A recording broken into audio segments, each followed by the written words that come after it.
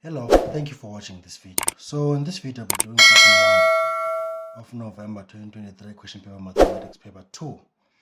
This is statistics, data handling as I would like to call it. So I've never done this question before.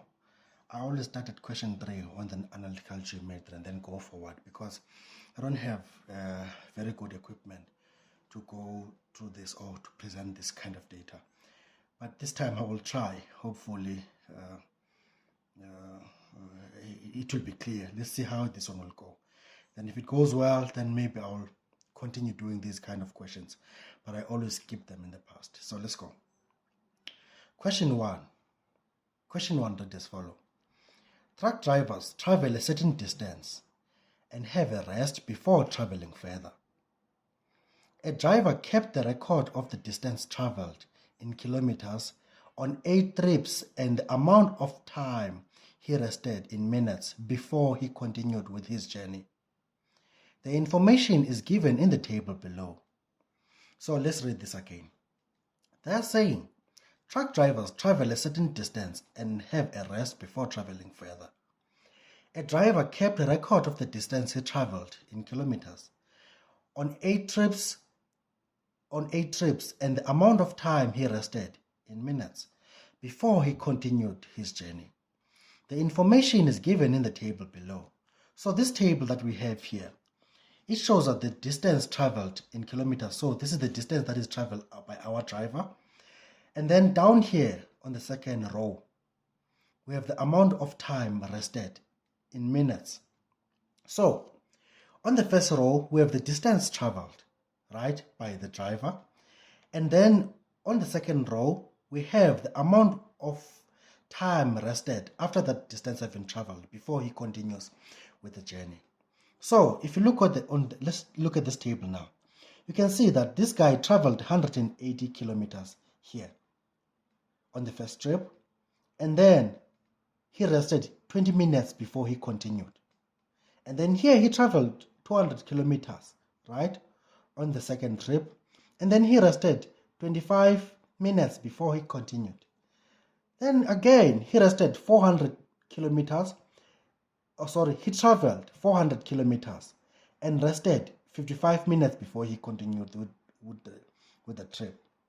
And then on the fourth trip, he traveled 600 kilometers and rested for 60 minutes. 420 minutes, which is 2 hours. So this table shows us how far did the driver travel and how much time he spent resting after a certain distance was traveled. So that's what this table is showing us. No problem. So let's move. 1.1. They're saying determine the equation of the least squares regression line for the data. So they want you to find the equation of the least squares regression line for the data. So you know that this is 1.1, right? This is 1.1. You know that your equation for the least squares regression, line is in the form y is equal to a plus bx, right? So your equation of the least squares regression line is in that form. So how do you get this? So you know for grade 12, you use your calculator to find this equation, right? How do you do that? So let's put your calculator here. So the first thing that you do, you need to enter that data that you have there, which is the distance traveled and the amount of rest time in minutes. So let's go. What do? We say, okay, the first thing, if you're using this sort of calculator, you press mode, right? And then you say statistics, which is option 2. And then now you know that you want the equation of the least squares regression line, which is in this form, right? And you look at these options here, you have 8 options that are given. You can see that the second option shows you this equation. So you take this second option because on the second option you have a plus bx, which is the same form of this equation of the least squares regression line. So you take option number 2, then you select 2. When you are here, you are given 2 columns, the x column and the y column. So for the x column, you will enter all these data that is listed on the X row, which is the distance traveled in kilometers, is labeled by X, and the amount of time rested before the commencement of the journey, or maybe before he continues with the journey, is Y. So you will enter all of that data on the X row here on this X column here. So the first data end is 180, so you type in your 180. Then to save it, you say equal to, is in. Then you go to 200. To save that 200, you say equal. So now I'm only entering the X values, which is the distance traveled. So the third reading is 400. Save it. The next is 600. Save it. What else? After 600, we have 170. Save it. You have 350. Save it. You have 270. Save it. You have 300. Save it. So you have all of your data entries here. You can double check them. The first one is 180. Second one is 200. Third one is 400. Fourth one is 600. Fifth one is 170. Sixth one is 350. Seventh one is 270. The eighth one is 300, which corresponds to these guys that you have here. Now let's go and enter the Y values. The first Y value, which is this one here, was what? It's 20. Then 25 minutes. Then what do we have? Then you have 55 minutes. Then you have 120 minutes. Then you have 15 minutes. You have 50 minutes. You have 40 minutes. 45 minutes. So we have entered all of this data now. So what we left to do is to verify. So we have 20, 25, 55, 120, you can see 120 is there. 15, you have 15, 50, you have 50, 40, you have 40, 45, you have 45. So you have entered all this data now. So now that we're done, you can just say AC, done. So they wanted you to find the equation of the least squares regression line. How do you get that? So to do that, you say you press your shift button and then go to option, press 1 on that statistics option there. And then you select the fourth option, which is the regression. Actually, the fifth one, which is the regression. Then to find the value of A, which is that, you select option 1. Let's select option 1. So we get that A is equal to what? It's minus 23.85. That's the value of A. This is the value of A. Then what is the value of B? So to find the value of B, you follow the same options. Say shift, say 1, then you say option number 5, which is regression, and then you say B, which is option number 2, is equal to. So you get that your value of B is 0.23. Then your equation of the least squares regression line is Y is equal to A. What is your A? Your A is equal to minus 23.85 plus 0.23, right, X. Because you said that your equation for the least squares regression line is in the form Y. Y is equal to A plus BX, right? Your A is this, you substitute your A there and it's here, and your B is this, which is that. So this is your equation for the least squares regression line. You're done with it. You move to the next question, which is what? Which is 1.2. Let's go to 1.2. So this equation that you have here, the equation of the least squares regression line, you can use it to extrapolate, right, or interpolate the values that you might be asked, right? For example, okay, let me not make an example. Let me just continue with the questions. But you use this equation to extrapolate or interpolate for other values, right? Okay, but in this case, when you are extrapolating or interpolating, you'll be doing that to find the amount of rested time, right? Or whatever, actually, because in this case, it's giving you the amount of rested time. But if you solve for X, it will give you the distance traveled given that you have the rested time. So let's go. So 1.2 read as follow. If a truck travels 550 kilometers, right? Predict the amount of time in minutes that he should rest before continuing with his journey. So we are told that the truck traveled 550 kilometers. So you know that your truck traveled, because x is the distance traveled, it traveled 550 kilometers. So they want you to find what? The time, which is your y. The time, amount of time rested by the driver before he continued with the journey. So if you look at your distance traveled, so your lowest distance here traveled is 180 kilometers, right? And the largest distance that is traveled in this data of yours is 600 kilometers. So the data that you are the distance that you are looking, the distance that you are given is 550 kilometers. So they want you to interpolate. They want you to interpolate the amount of time rested. You are interpolating because the time that you're looking for, it will be within these times that you have here. It will be within the times that you have here.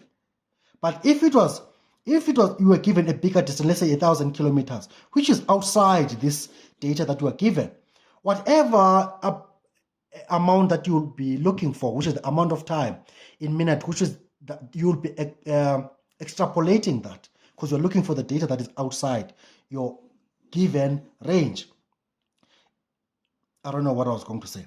But the point is, if you're given a data that is within these guys, that is not bigger than the biggest here, that is not bigger than your maximum, which is 600, you are interpolating. But if you are given maybe 700 kilometers, then you will be extrapolating, because you don't have 700 kilometers. You have no clear idea of where it might fit.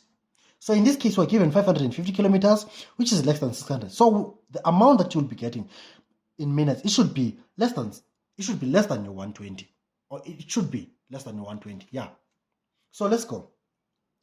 So to find the amount of time rested by the driver before he continued with the journey, you say, okay, you know that the time is represented by your y, because y is the amount of time rested. So y is equal to minus 23.85 plus 0.23, right? Times what? Times 550 kilometers. So the answer that you'll get here will be in minutes, which is, it will be the amount of minutes that the driver who traveled 550 kilometers rested before he continued with the journey. So let's go and find that. So how do you do that? Say minus 23, you are punching what? You'll be punching exactly this. Minus 23.85 plus 0.23 times 550. So you punch this as is. So you get that your driver will have to rest for how long? 102.65 minutes, right? But if you want to be in clear minutes, you can say your time should be 103 minutes. So this is the amount of time that our driver should rest before continuing with the journey. This is the amount of time that our driver should rest before he continues with the journey, 103 minutes or 102.65 minutes. So done with this one. Let's move. I'm taking off this one. Let's get a new piece of paper, which is this one here. So now we're going to 1.3.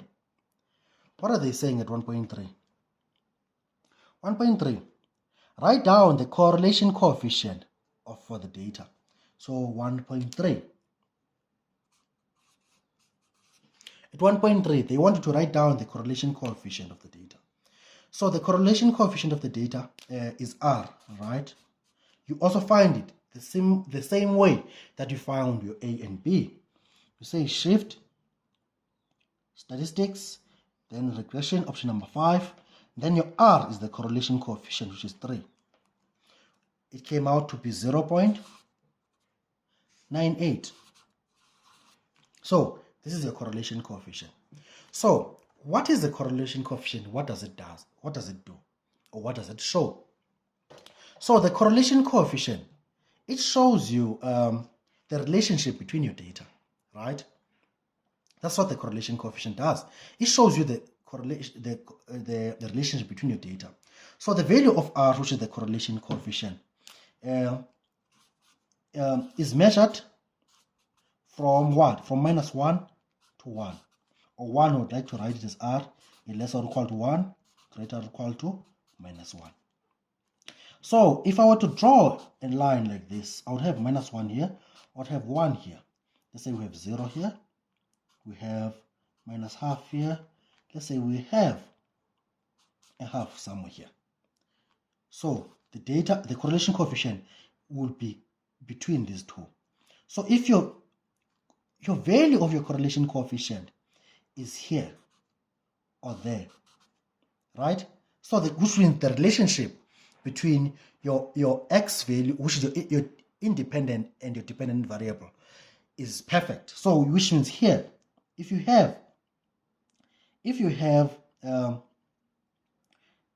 your R here at -1, that means you have a perfect correlation, which is very clear, it's very good correlation. You are happy, which means whatever that you do on the x-axis, or whatever that you do on the x-axis, you will get a proportional effect on the y-axis, right? Even Samu here at -1 as well, it's perfect here, right? Then if your correlation is close, let's say it's close to -1, right? If it's close to -1, like maybe negative 0.98, we say your correlation is what? Is strong. You have a strong correlation. And actually, let's say we have a negative strong correlation.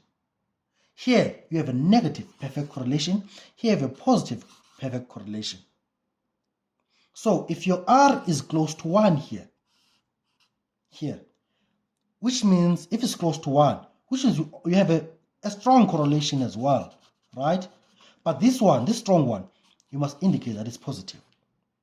But if it's close to 0, let's say this side, you have a positive weak correlation.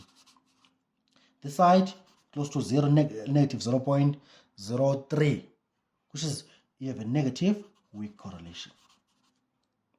Which means here the relationship is perfect and positive, which means that if you increase the distance traveled, you will also increase the amount of time rested.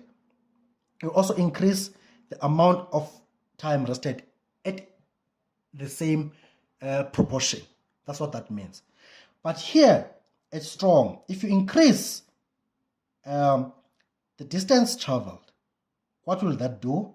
If you increase the distance traveled, what will that do? That means that even the amount of time rested will also increase, even though it won't be exact same proportion, but it will be more or less similar proportion. That's what that means. So that's how correlation works. It just tells you about the relationships between your independent variable, which is your distance traveled in this case, and the amount of time rested. So let's move to the next question. What is the next question? The next question is 1.4. So they're saying interpret your answer to 1.3. They want you to interpret this answer, which is interpret what does it mean to say your R is equal to 0.98. This R of ours is close to 1, right? Which is here. So that means we have a what? We have a strong positive correlation. I don't know how to. Correlation. That means we have a strong positive correlation. What does that mean? It means that if we increase the distance traveled, then we'll also have a significant increase to the amount of time rested. That means if we increase distance traveled, then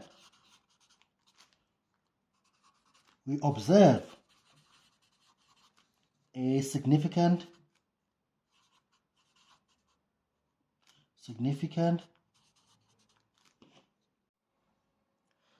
so we observe a significant increase in what? In rested time.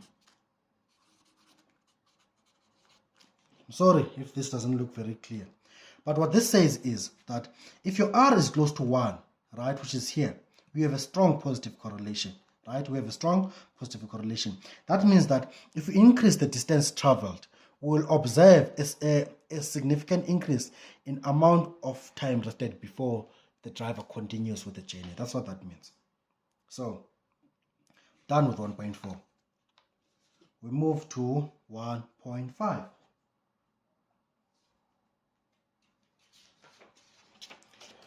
So, let's go to 1.5. What are they saying at 1.5? So they are saying, at each stop, the truck driver spent money buying food and other refreshments. The amount spent in rents is given in the table below, right? Okay, let's read this. 1.5. 1.5 read as follows. At each stop, the truck driver spent money buying food and other refreshments. The amount spent in rents is given in the table below, which means 1, 2, 3, 4, 5, 6, 7, 8. So in these cases, right, so this distance travel and amount of time rested was recorded for 8 trips. So for the same 8 trips above, this is the amount of money that he spent in each of those trips, right? So on the first trip, he spent 100 rands on food and refreshments, right? On the second trip, he spent 150 and so on. So you can see that this is the money that our friend spent in each of those stops that he made, right? No problem. So they're saying now, calculate the mean amount of the money he spent on each stop. They want to calculate what? The mean amount he spent at each, calculate the mean amount of money he spent at each stop. So you know that 1.5.1, right? You know that your mean is equal to the sum of all the data entries divided by the number of entries. So which means to get the mean, you have to sum all of these guys, all of these 8 guys. Then once you get the sum, substitute it here and divide by what? Divide by the number of entries. Also, another way, which is a quicker way of doing it, you can use your calculator, right? You can use your calculator to do this. Let's use our calculator because it's easier to do it and it will be much quicker. So what do we say? We say, okay, to want to find the mean of this data, which is you have to enter this data on this calculator of ours. So how do we do that? Do setup, say statistics. This is variance, right? So take the first option and then record all of that data. So you have 100, you have 150, you have 130, you have 200, you have 50, you have 180, you have 200, you have 190. This is all our 8 entries. Let's just double check them and see if we all entered them correctly. So you have 100, you have 150, you have 130, you have 200, you have 50, you have 180, you have 200, again you have 190. So to find the mean, what do you say? You say, okay, shift, statistics, variance, option number 4 now. And then you say, this is your mean. second option. Select it. So your mean amount of money is equal to what? It's equal to 150 rands. That is your mean amount. Then let's go to the next question, 1.5.2. What are they saying? They are saying calculate the standard deviation for the data. So how do you find our standard deviation? Say shift, stat, go to variance again, then standard deviation option number 3. So your standard deviation is equal to 50 rands 50 cents. That is your standard deviation. Done. 1.5.3. So what are they saying? They are asking you how many stops did the driver spend an amount that was less than 1 standard deviation below the mean, right? So they're asking you how many stops, right, did our driver spend an amount that was less than 1 standard deviation from the mean. So what do? You say, okay, you want to know the number of stops. You want to find the number of stops, right, in which our drivers, you want to know the number of stops in which our driver spent the money that was less than 1 standard deviation. So how do you approach this? You say, okay,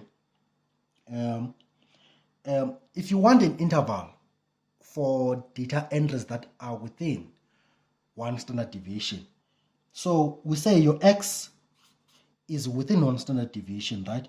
If x is in this interval, which means your mean minus your standard deviation to your mean plus your standard deviation.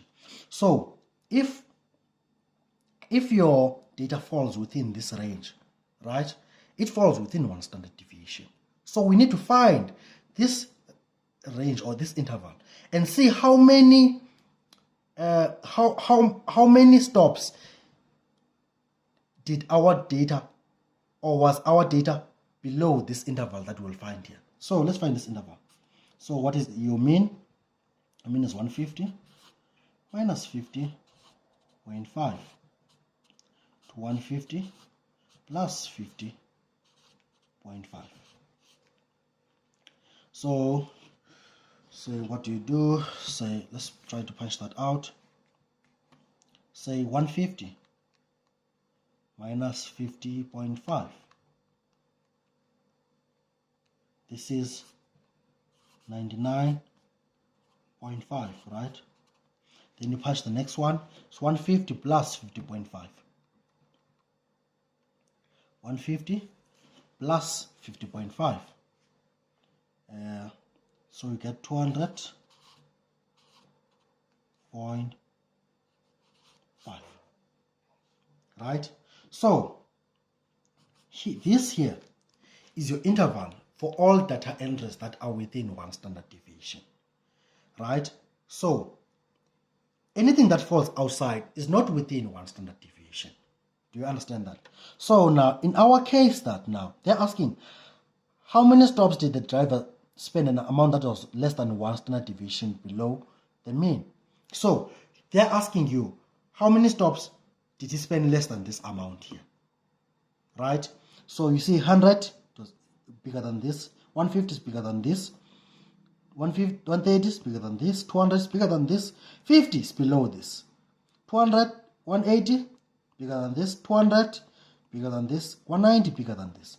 So there's only one stop where our driver spent an amount that was less than 1 standard deviation from the mean, and that was, so it was how they were asking how many stops it was. So we can say it was 1 stop, right? And he spent what? He spent how much? 50 rands. So on this stop here, 1, 2, 3, 4, 5, on the 5th stop, he spent how much? He spent $50. So it was 1, 2, 3, 4, 5. It was when he traveled the smallest distance, which was 170. So he only spent $50 there. So there's one stop where he spent an amount that was less than one standard deviation from the mean. So I think we should be done with this question. So yeah, I hope you were able to understand this. It was my first video like this. I'm not very experienced, but I'll try to do better next time. Thank you for watching. Cheers.